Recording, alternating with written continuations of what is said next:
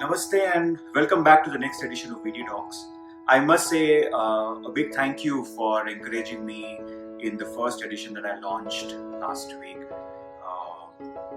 The feedback has been very heartening and it only keeps me going in talking about a lot of things in a very simple way. This week's topic is really going to be a burning issue, that is jobs and impact of COVID on jobs. When I was looking at the overall picture and trying to get some simple points that I could give, I realized that there is going to be, unfortunately, an impact on jobs in short term to medium term, that is 3 to 12 months. There is going to be an impact. When I look at the impact, I see that there are 6 categories where one can actually see an impact of what's going to happen. First category is no or reduced variable pay. Second category is no or deferred increment. Third category is possible pay cut for a few months. Fourth category is possible leave without pay for a few months. The next category, fifth category, which definitely is going to be a talk of the town, is job loss and layoff. And the last category is retrenchment of offers or withdrawal of offers by employers. I always see glass half full. I do not like to see glass half empty.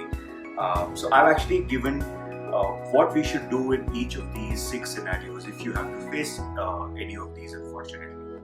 The first scenario, no or reduced variable pay, I think I will celebrate. There's hardly any impact on me because variable pay is not something I get every month. So for me, if I'm in that scenario, I'm going to be celebrating. If there is no or deferred increment, I will still be very happy because actually my life doesn't change. There is no change in my lifestyle because I'm earning the exact same money that I was earning last year, apart from the psychological barrier of saying I should get an increment because I've worked for a year. So I'm going to be very happy if that is the case. Third scenario, if there is a pay cut for a couple of months, well, I would use this as a real opportunity to evaluate what are those areas where I'm doing wasteful expenses and cut down on those wasteful expenses so that when I come back to normalcy, I start saving more. It's a very important point I made.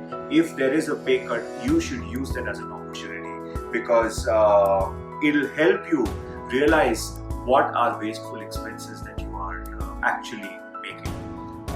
Possible leave without pay? Come on, I don't even think that is a problem that we should be really discussing. I think that's a non-issue. Job loss or layoffs. Now, this is going to be a very serious thing that I'm going to talk about. When we go through a job loss or a layoff, there are very limited resources we have in terms of money, in terms of patience, in terms of energy, so that we can get back on our feet. How we use that crisis into an opportunity is completely on us. If I have limited resources, I'm going to be using them very judiciously. If there's a job loss and that's a foregone conclusion, I will stop badgering myself and asking myself, why me? Why not somebody else? Why is this happening to me? I will not let negative energy take over, but I will only look at what needs to be done now that I have lost an opportunity or a job.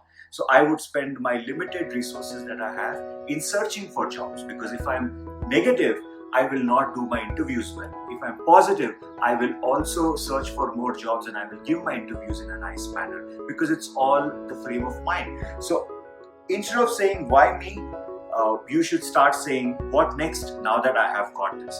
The sooner you get into this cycle of what next, the better for you as an individual to look for opportunities when you go through a crisis like a job loss. Please do not spend time in cribbing. Do not spend time in feeling miserable about why you are going through this. Instead, look at it saying that what else can I do? Reassess where do you want to go and start taking steps on how you have to get there. I will cover in greater length on how you should prepare for interviews and what you should do during these times in one of the editions of VD Talks. But if you go through a job loss, please make sure that you remain positive and you only do what you are supposed to do, which is look for opportunities in a positive manner. In case there's retrenchment of offers or offers are withdrawn, I see there are only two things. One, stay wherever you are, whatever opportunity you have. Two, just look for more opportunities if you don't want to stay wherever you are. There is no third option. There is absolutely no option of, cribbing and blaming your employers, saying why did they withdraw offer, how could they do that, etc., etc. See, I have been jobless myself, and I have had great difficulty in accepting that I'm jobless, while that was my choice.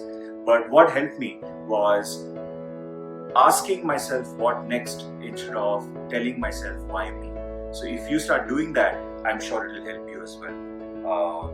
Thank you once again for listening into this edition of VT Talks. I hope it has given you some inputs on dealing with a job loss. I wish you all the best, and always pray that you all are safe at home. Take care, and namaste.